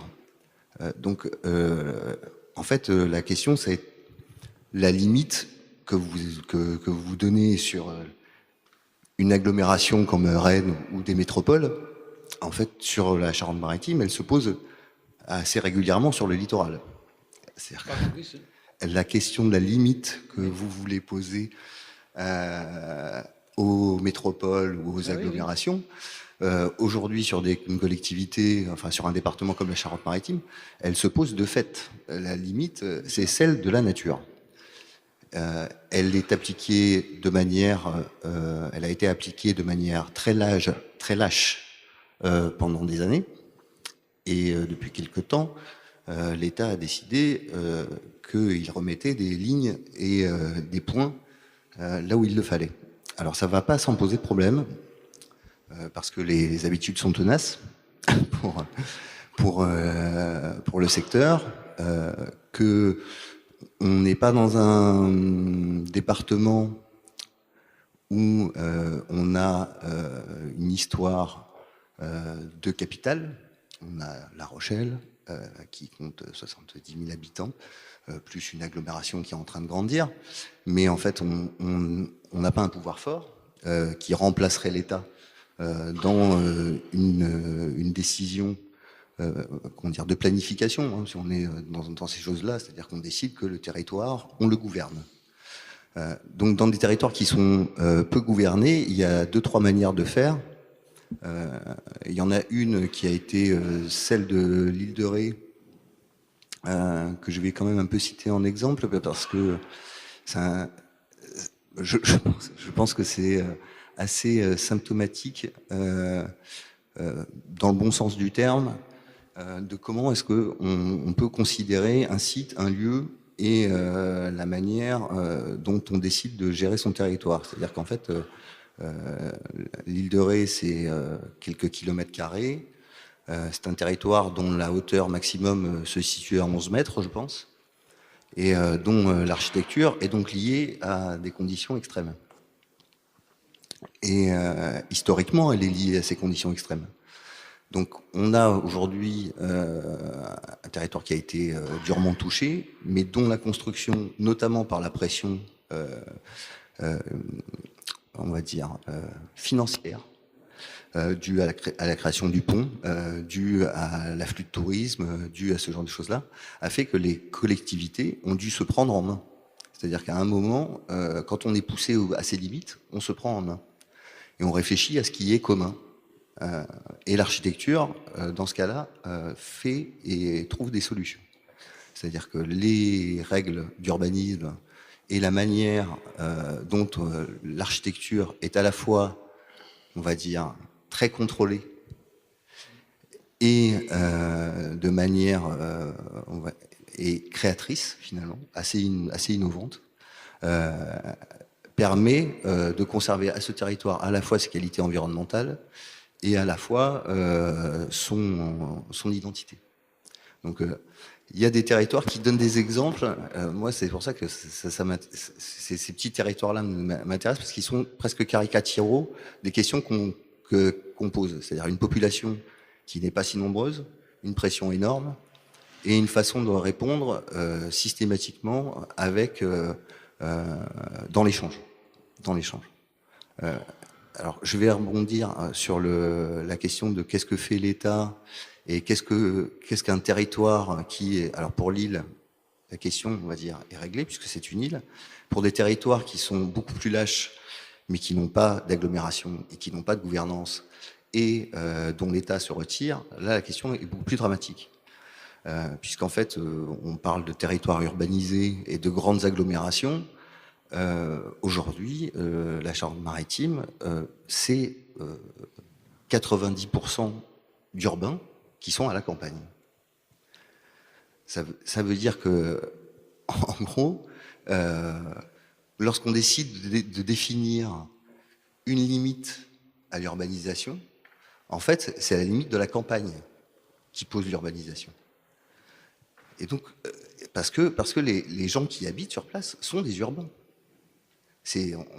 Quand on est sur des communes où vous comptez les agriculteurs sur les doigts d'une main. Quand il y a 3 agriculteurs pour une commune de 300 hectares, vous n'avez que des urbains. Parce que vous avez 3000 habitants urbains. 3000 habitants qui se déplacent, prennent la voiture, ils n'ont pas de vélo, ils n'ont pas de transport en commun, ils vont travailler des fois à Bordeaux, pour ce qui est de la Charente-Maritime, donc ça veut dire à peu près 100 bornes par jour, aller-retour, donc ça fait 200 bornes par jour. Et ils vont dans les centres commerciaux. Et ils vont dans les centres commerciaux qui sont en périphérie. Oui, ça pose totalement le problème, ça. Comment ? Ça pose totalement le problème. Ah oui, parce que cette limite parce que... de la ville est évidemment liée à l'échelle à chaque fois. Bon, on sait bien le problème qui est lié à toutes les entrées de ville, dans les petites villes. Bon, c'est devenu une caricature, quoi, totale. Bon, mais donc c'est bien la preuve qu'une fois que certaines données fondamentales sont mises en place, il y a des stratégies totalement différentes. Celle de l'île de Ré est sûrement tout à fait saine Et c'est sûrement probablement par là qu'il faut aller. Mais à chaque fois, il y a des réponses très, très diversifiées qui doivent être identifiées en amont. Et donc, là, enfin, si on peut, nous, en termes de CAUE, si on peut parler de CAUE, la question qu'on se pose sur ces choses-là, c'est effectivement la question de revenir au commun. C'est-à-dire que au commun, ce qu'on appelle de la notion de commun. C'est-à-dire que la difficulté enfin, si on peut appeler ça des difficultés, c'est peut-être un avantage, finalement. C'est-à-dire que par rapport à des territoires qui sont aujourd'hui comme ceux de Bordeaux, de grandes agglomérations, de Nantes, presque de Poitiers, qui commencent à avoir un certain poids, et par rapport à des questions qu'a posé Rennes, hein, c'est-à-dire que Rennes est dans un réseau, c'est une ville, mais c'est un réseau de villages. C'est très très impressionnant. C'est-à-dire que le développement, c'est un développement en étoile, c'est un développement en étoile de collectivités dont la plus petite doit faire 3 ou 4 000 habitants. Nous, on est dans un secteur où la plus grande fait 30 000 habitants. Donc, dans des secteurs qui sont en fait des secteurs qui fonctionnent comme la ville, comment, de manière réticulaire, on arrive à fonctionner et faire commun. Et ça, aujourd'hui, effectivement, ça pose des questions. Alors, pas seulement aux architectes, pas seulement on va dire aux élus, mais aussi aux architectes. Parce que effectivement, il faut répondre aux collectivités on ne fait pas un lotissement par commune. On ne fait pas, on ne laisse pas dans l'esprit répondre à une pression qui n'existe pas en réalité. C'est-à-dire que ce sont les élus qui se mettent la pression. Mais est-ce qu'il y a d'abord une idée poétique de la ville ou de son développement? Alors, donc à partir de là, on peut dire qu'il faut. Il y a une idée poétique. Il y a une idée poétique parce que. Oui, mais c'est pas ça l'idée. Il y a idée. Il y a un rapport au territoire. Et ce rapport au territoire, il n'est pas fondé sur le musée, la cathédrale, etc. Il n'est pas fondé là-dessus. Il est fondé sur alors la poétique, elle est effectivement sur quel est le rapport à son environnement et à son territoire. Là, effectivement, les gens se posent des questions. Est-ce qu'on n'a pas une dilution de la notion de ville, si tu veux? Aujourd'hui, moi j'aime à dire que si on considère que quelqu'un utilise le centre commercial de la ville, utilise les équipements culturels de la ville et utilise les systèmes médicaux est un urbain, 99% des Français finissent par être urbains, ce qui n'était pas le cas.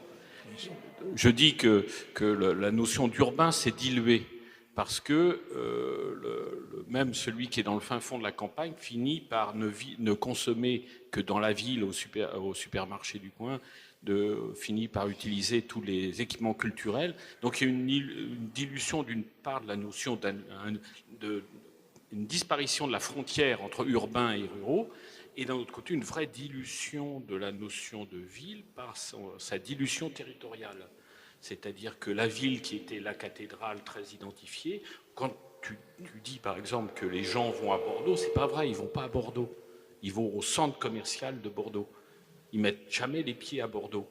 Et c'est ça. Et alors après, dans ton idée, Jean, sur la limite, qu'est-ce que cette limite et quelle est la valeur de ce qu'il y a à l'intérieur de la limite? Mais il y a des problèmes de différentes échelles et de différentes natures. Mais il faut bien savoir, et ça tout le monde le sait à peu près, sauf qu'on n'en parle pas souvent, c'est que les problèmes urbains sont beaucoup plus dramatiques à l'échelle des métropoles et des grandes métropoles qu'évidemment à l'échelle d'une petite ville ou d'une ville moyenne où la quantité de temps perdu n'est pas du tout la même, où les organisations sont beaucoup moins complexes. N'empêche qu'au plan sensible, les petites villes sont aussi touchées que les grandes villes, ou presque maintenant. Bon, mais les problèmes vitaux, les problèmes de temps, les problèmes sont pas du tout de même nature. C'est quand même exponentiel quand la métropole devient des dizaines de millions d'habitants. Hein. Oui, mais la question, c'est de savoir effectivement où est-ce que s'arrête la métropole dans ces cas-là. C'est-à-dire que aujourd'hui, on dit la question sensible, qu'est-ce qu'on va développer par rapport, qu'est-ce qu'on va développer pour ces gens-là, on va dire ça comme ça. Ce à quoi ils rêvent, comment est-ce qu'ils vont habiter, etc. Les gens qui arrive aujourd'hui en Charente-Maritime, et pas qu'en Charente-Maritime, parce que la Charente-Maritime, c'est énorme en termes d'habitants qui arrivent, les villages grandissent à une allure grande V, puisqu'en fait, ils quittent les métropoles. Enfin, il faut se rendre compte que les gens quittent les métropoles, tout ce qui est plus gros repousse. Et ceux qui ont les moyens s'en vont. Et ils vont dans des... Alors, ce qui est très étonnant d'ailleurs, parce qu'ils vont dans des villages pour ne pas s'installer dans le village, pour se connecter à un réseau, et pour juste être connecté au réseau. Mais ils veulent vivre loin de la métropole. Et ça ne les intéresse plus, la métropole. Plus personne ne veut habiter dans la banlieue de Bordeaux. Les gens ont besoin d'y habiter, mais ils n'ont pas envie d'y habiter. Quand on voit ce qui se fabrique dans la banlieue de Bordeaux, on n'a pas envie d'y habiter. Enfin, je veux dire, les immeubles BBC RT 2012, ils sont tous sauf sympathiques. Hein. Ils sont normés, ils ont vu sur la porte d'en face, et ils ont l'éclairage normalisé tel que la RT 2012 l'a donné. C'est-à-dire qu'il n'a aucune politique, il est mesuré en lumen. C'est tout. Et en degrés Celsius. Et c'est la seule politique qu'on arrive à avoir. Et après, c'est de la façade. Mais, donc, les gens quittent ces endroits-là, quittent des T4 dès qu'ils ont 2 enfants, partent à 100 km et cherchent la politique là où, effectivement, il y en a. On va demander une réaction à notre sénatrice, alors, parce que surtout ça, c'est la place de l'État, la limite, moi, je suis pas l'État, la sacralisation donc, de la limite de l'urbanisation actuelle. Non. D'abord, moi, il y a quelque chose que je partage, et alors, et ne croyez pas, c'est vrai que je suis optimiste par nature, donc je me dis toujours que ça me permet aussi d'avancer, parce qu'à un moment, se lamenter en permanence et dire que c'était mieux avant, c'est pas possible. Mais je me dis aussi qu'on est peut-être à la fin d'un modèle, voire même d'un système. Peut-être je me trompe, hein. Donc, je vais commencer par le premier point que je partage, je l'ai pas suffisamment dit parce que pour moi c'était une évidence, mais c'est essayer de retrouver. Et là, les responsables politiques ont leurs responsabilités, j'en suis fondamentalement persuadée. Vous savez, moi je suis militante de la culture depuis des années. Parfois je me retrouve très seule quand je parle encore culture, art. Bon, j'ai eu la chance de travailler avec Edmond Hervé, qui n'était pas obligatoirement, mais qui m'a fait partager des idées, des références, et surtout une certaine conception de la ville. Et c'est là que je me suis dit, la culture et l'architecture, c'était quelque chose de sensible, et que surtout, ça avait une puissance symbolique extrêmement forte, parce que c'est quand même notre environnement, c'est le regard des... Ça, il faut pas l'oublier.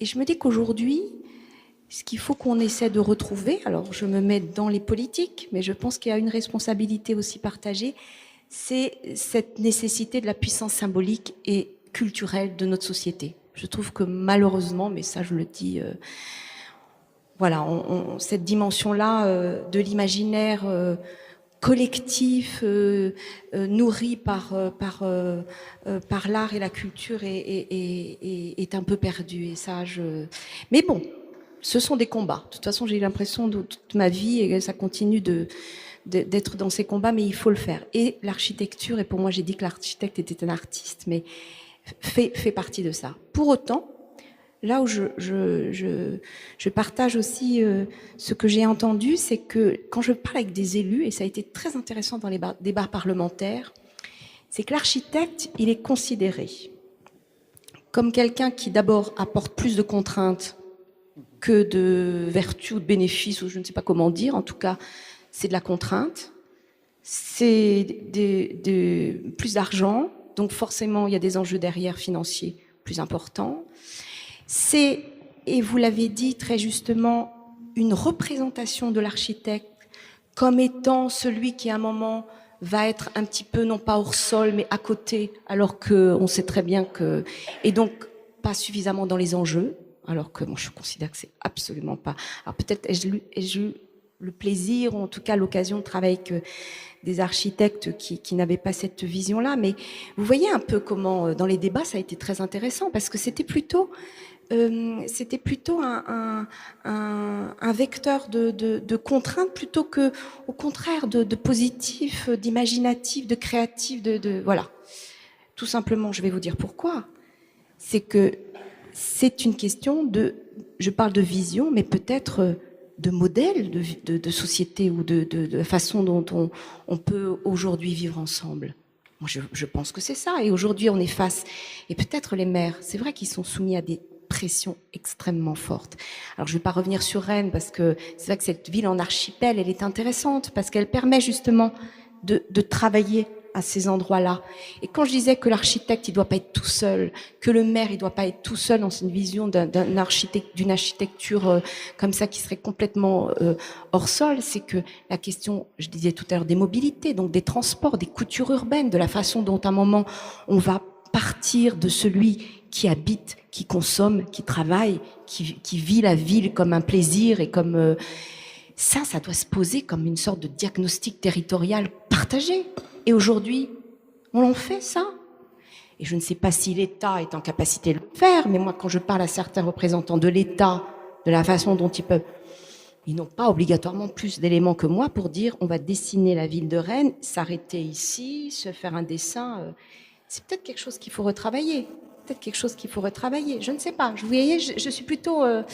Mais ce que je vois aujourd'hui, c'est aussi, quand je parlais de puissance symbolique, c'est que comme on est obligé de reconstruire de la ville sur la ville quand même, à Rennes, et c'est assez intéressant parce qu'on est dans le dur là, forcément on démolit. Forcément. Et on démolit de l'histoire, en tout cas ce qui est perçu comme une histoire importante pour la ville, dans la perception de... Et on a mis en place, et je trouve c'est très intéressant, ce qu'on a appelé une réunion je sais plus comment, patrimoine, tous les acteurs autour du patrimoine, les défenseurs du patrimoine, enfin, et tous les acteurs économiques, bailleurs, architectes conseils, etc., pour travailler aussi sur justement la façon dont ils peuvent s'imaginer la ville demain, en se disant que c'est pas parce qu'on abat cette maison qui effectivement n'est pas d'un architecte renommé, mais qui a une histoire parce que dans son environnement proche, les habitants ils l'ont toujours vu et que ça fait partie de leur environnement quotidien, mais qu'on va pouvoir travailler justement à la transformation. Et je termine là pour vous dire que là où je pense qu'il faut, je crois qu'il y a peut-être la fin d'un système c'est pour moi l'architecture, comme l'art d'ailleurs, un vecteur très très profond de transformation sociale et sociétale. Et qu'on a une responsabilité dans l'évolution de nos villes et de nos espaces, parce que je le mets sur le même, à travailler sur cette question des mobilités, des solidarités, du partage. Et c'est peut-être, et je termine là, je ne sais pas ce qui se passera pour le syndicat, mais Jean Nouvel l'a dit, aussi en partant des habitants, qu'on va pouvoir retravailler sur cette question. Parce que entre nous, quand même, l'habitant n'a pas toujours été un acteur très important, voire très à la fois attentif, mais aussi on a fait souvent sans. Hein. On a fait souvent sans. Alors après, dans les outils et la panoplie, à un moment, il était consulté, mais à posteriori quand même, en tout cas dans une...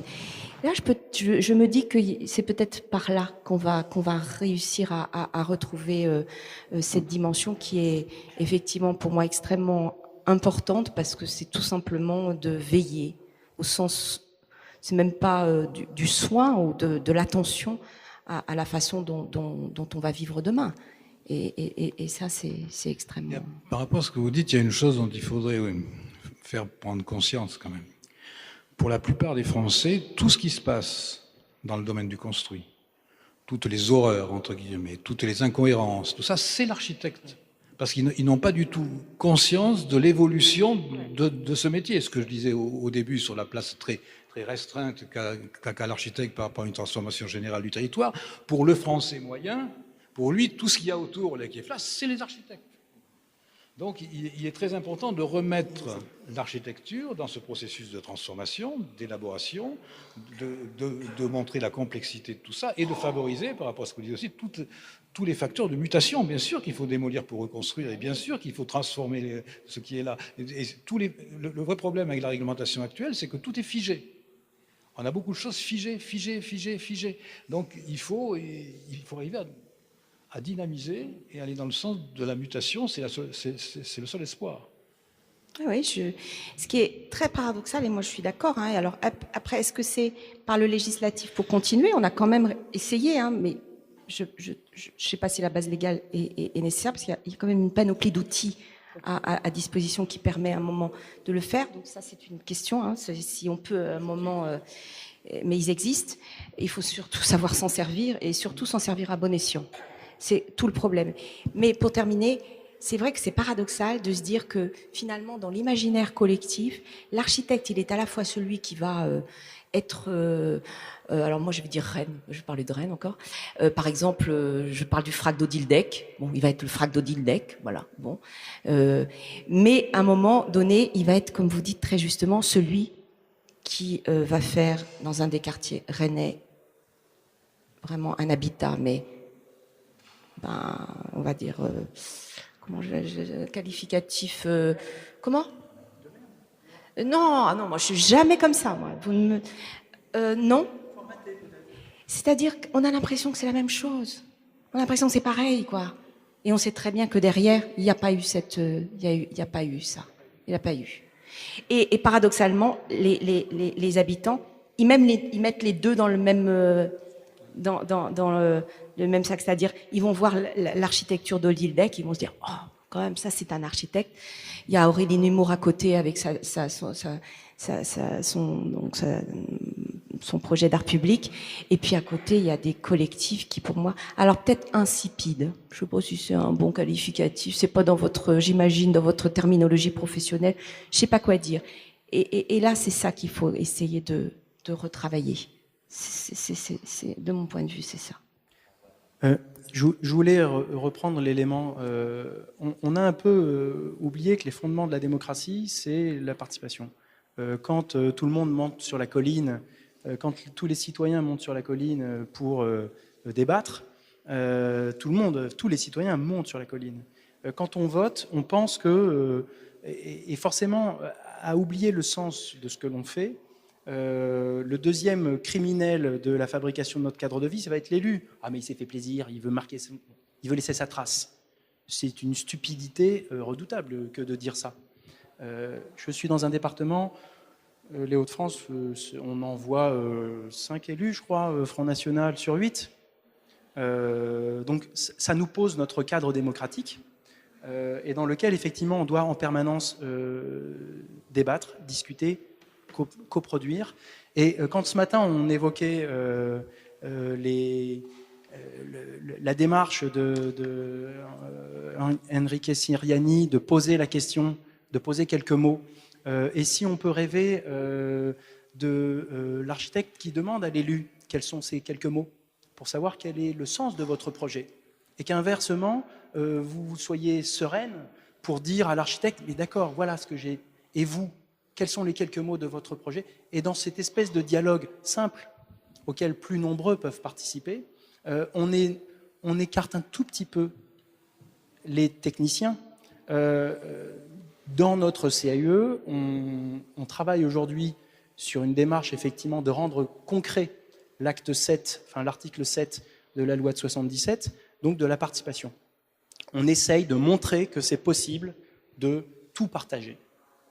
Qu'à un moment, celui qui finance l'étude, le seul en responsabilité juridique étant le maire, puisque les présidents de communautés de communes n'ont pas de responsabilité juridique, autre que d'avoir mis la main dans mais en tout cas sur l'acte de construire, on se dit, il y a un créneau, en tout cas dans le Nord-Pas-de-Calais, Hauts-de-France maintenant, on n'a plus le droit à l'erreur.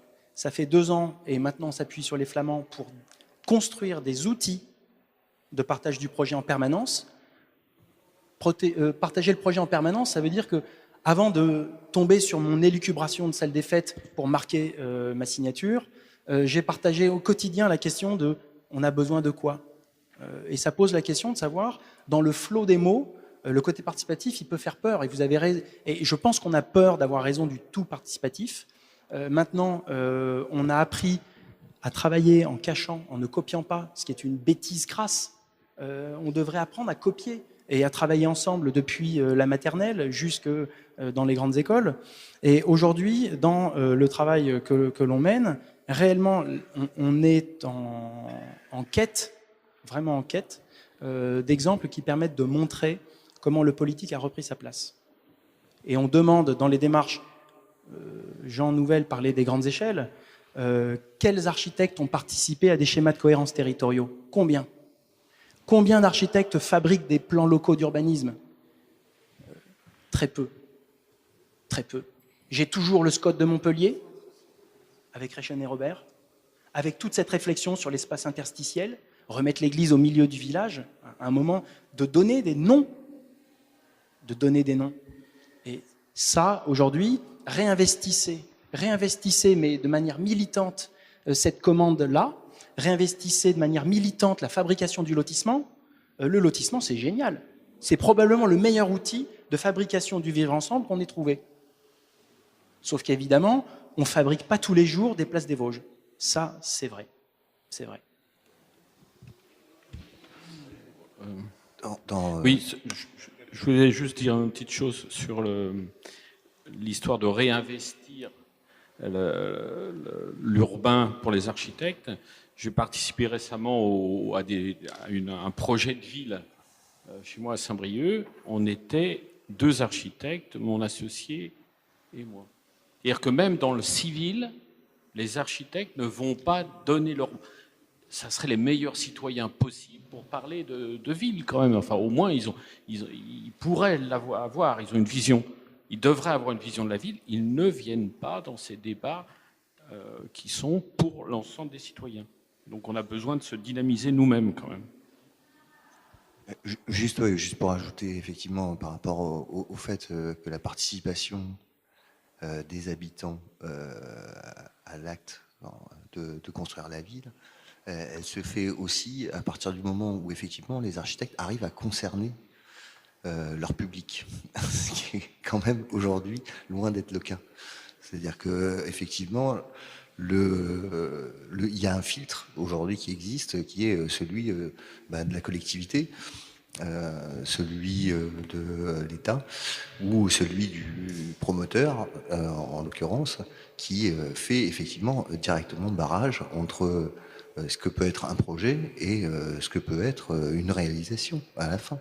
C'est-à-dire que à qui un client achète son appartement, à qui un client à un promoteur, pas un architecte.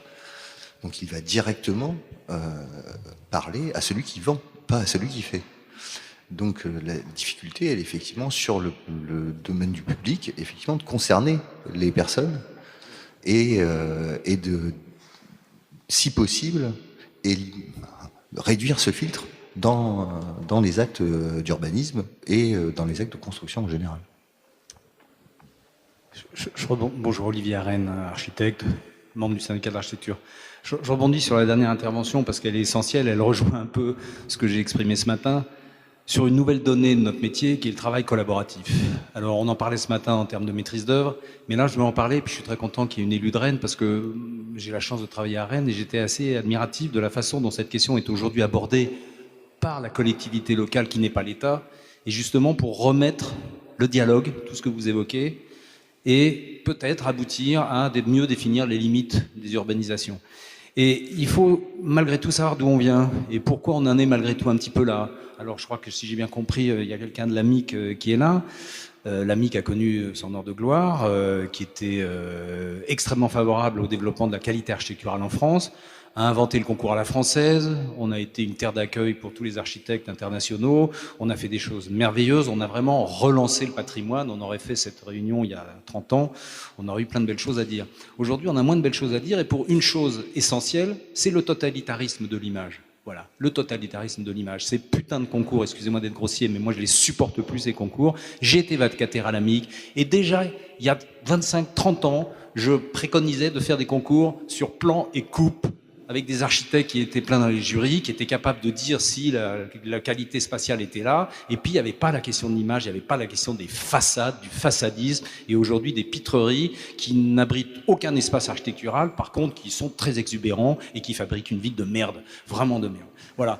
Et donc, en faisant ce constat-là, des villes comme Rennes, on se sont dit, et c'est ça qu'il faut regarder, Patrick, le verre à moitié plein, et faire la promotion de ce type de politique urbaine, à savoir amener les architectes autour de la table. Moi, je suis convaincu que le seul bon projet accepté et partagé par tous, c'est celui qui est porté par tous. Ça veut dire qu'effectivement, un concours, il faut arriver avec une méthodologie, des intentions, surtout pas des formes. On revendiquait dans le livre blanc, je te le rappelle, Patrick, le permis de projeter, qui n'était pas un projet, qui était un respect de réglementation, de gabarit. Éventuellement, on pouvait commencer à parler de matériaux parce qu'il y avait un enjeu dans certains tel ou tel secteur, mais on faisait un permis simplement de projeter. Et ensuite, le permis d'édifier, si tous les architectes du monde étaient aussi bons qu'ils devraient l'être, eh ben, il n'y aurait pas de problème. Quand on sélectionne 5 architectes parmi 250 dossiers, on peut espérer que ces gens-là savent faire un beau projet, mais un projet collaboratif. Voilà. Et moi, je pense que c'est le mot du 21e siècle, que ça soit pour faire de la maquette numérique ou pour faire du vrai projet, qu'il soit urbain ou architectural, c'est la même chose. Il faut travailler ensemble avec des élus qui, malgré tout, nous respectent. La preuve, c'est que Bloch, quand même, a réussi, après qu'on ait enterré le rapport de Monsieur Thiot, qui était brillantissime, il a réussi en 3 phrases, après que je m'en suis toujours voulu de l'avoir agressé, mais enfin bon, c'est comme ça, j'étais jeune et inconscient comme souvent. Mais en l'occurrence, il a fait un rapport génial qui a déclenché la loi LCAP, et aujourd'hui, c'est une loi qu'il faut saisir à bras-le-corps. Il faut que chaque architecte la lise, bordel. Ça, excusez-moi, les architectes, il faut lire nos satanés textes. Personne ne connaît la loi MOP, personne ne connaît... Enfin, pas assez, voilà. Porter ces textes pour les utiliser face à nos élus, leur expliquer que l'intérêt public, il est partagé par tous, par eux d'abord.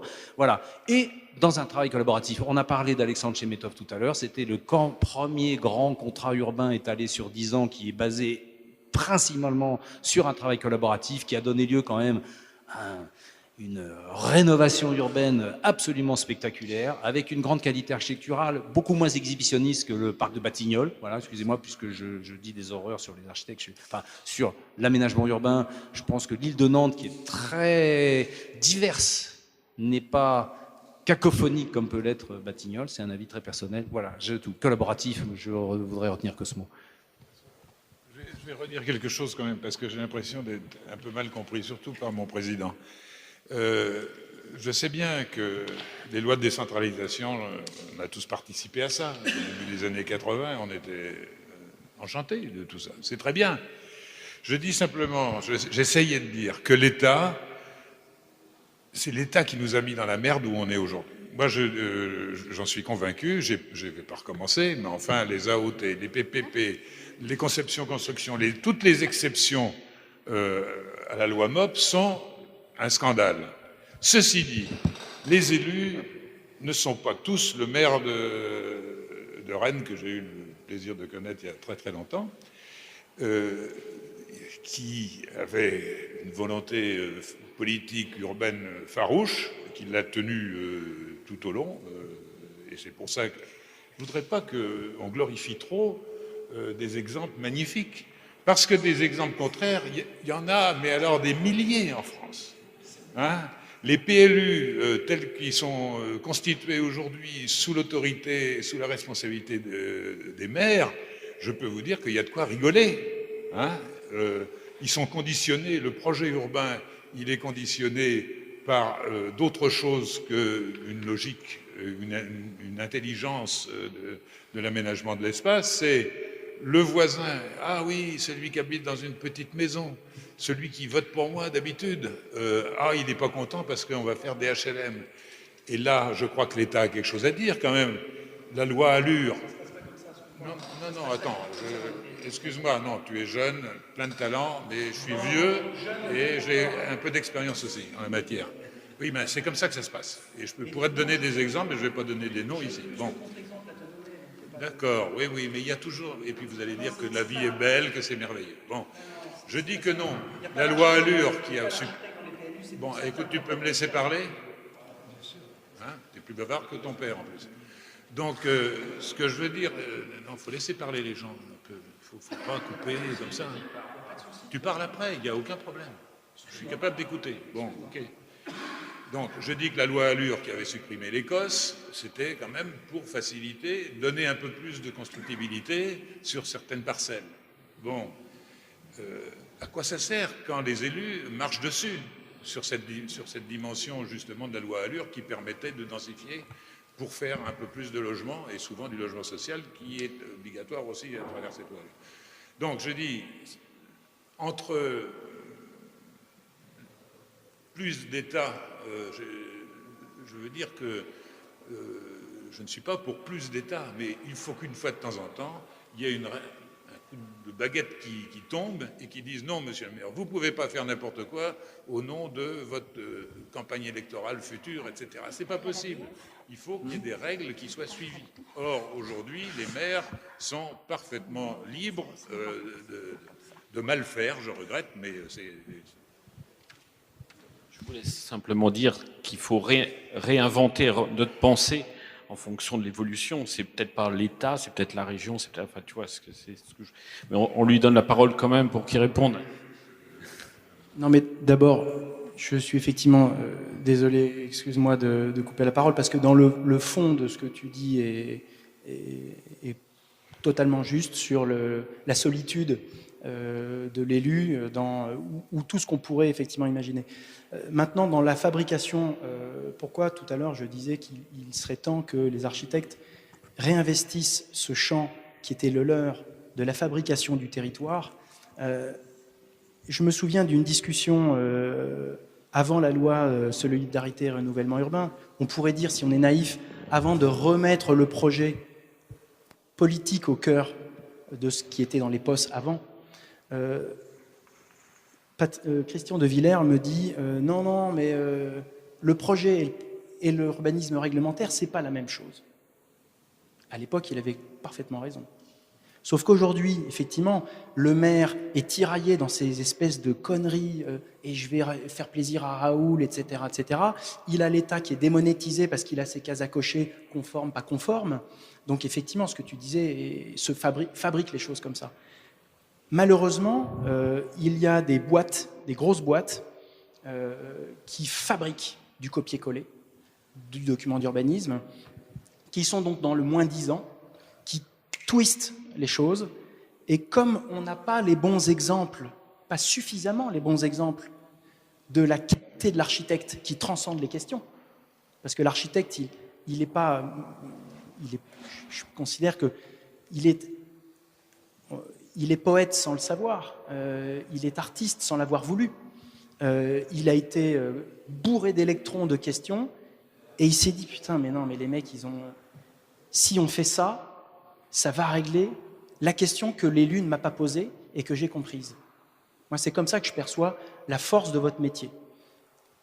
Il faut que les élus le comprennent et pour ça il faut en même temps qu'ils comprennent qu'avec vous, ils ont le seul confident, le seul associé qui est en capacité à le faire causer sur son projet, à le faire accoucher de son projet. Parce que je redis ce que je disais tout à l'heure, la première question que... Enfin, il arrive avec une fausse question, enfin, en fait, c'est une réponse, il nous dit « j'ai besoin de ça », et on va gratter, se rendre compte que sa question, à la fois elle est con, mais en même temps elle est essentielle. Le mec, ils sont regroupés à 3 pour dire « il y en a ras-le-bol, ça déconne sur la commune, on va... et ils gagnent les élections, pas toujours en le voulant. » Pendant la première partie du mandat, ils découvrent ce que gérer. Et pendant la dernière partie, ils se disent on ne va pas se déjuger, il faut qu'on accouche de quelque chose. Bon. C'est pour dire qu'à un moment, dans la manière dont ils fabriquent les choses, il y a une bonne volonté, mais il manque à un moment de ce relais, de savoir quel est le sens du projet et de se construire quel est le sens du projet. Ça, franchement, allez-y, quoi. Bousculer, renverser cette espèce de chasse gardée. Je vous donne, juste comme ça pour le plaisir, une des boîtes qui twistait les PLU dans le Nord s'appelait Saurait-pas. C'est un acronyme, hein, Saurait-pas. Saurait pas faire. Enfin, franchement, maintenant il s'appelle Verdi. Bah oui, c'est cohérent. Voilà, donc je pense qu'on va s'arrêter là. c'est même l'heure qui nous dicte. Je te laisse le mot de la fin. Oui, je réfléchissais par rapport à ce qui se disait là, évidemment. J'ai l'impression quand même qu'il y a quelque chose qui n'est pas bon dans le principe de l'architecture secrète. Et dans le principe aussi de l'expression autour de l'architecture. D'abord, dans la tête des administrations, moi j'en veux beaucoup à la directive européenne, moi qui suis un grand Européen, qui oblige à présenter les concours de façon anonyme, ce que je trouve absolument terrible. Les concours devraient être montrés en avant.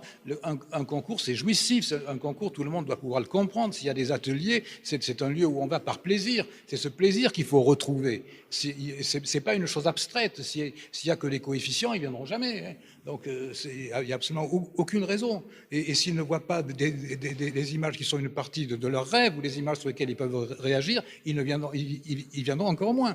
Donc, c'est bien de rentrer dans une nouvelle ère où l'évolution de la ville se fait dans la ville. Et moi, je crois qu'il y a une chose, c'est le projet qui fait la règle. C'est pas la règle qui domine sur le projet, parce qu'on est dans un processus qui à ce moment-là change, puisqu'on connaît le territoire, et à ce moment-là, on n'a pas besoin de se cadenasser pour se protéger. On ne sait qui, puisqu'on ne sait pas faire pire, de toute façon. Donc, on peut dire que le risque est encore limité. Bon, voilà, c'est une façon de plaider pour l'hédonisme architectural, c'est une façon de plaider pour l'art qui intègre et le paysage, et l'écologie, et le mode de vie, et le paysage urbain autant que le paysage vert. Bon, je crois que toutes ces choses-là, ça passionne les gens, en fait. Donc si on les montre bien, s'il y a des lieux où ça se passe, ils viendront. Si on reste dans le cadre de cette architecture secrète et de ces principes secrets de fabrication de la ville, on restera dans la situation où on est. Bon, merci. Merci.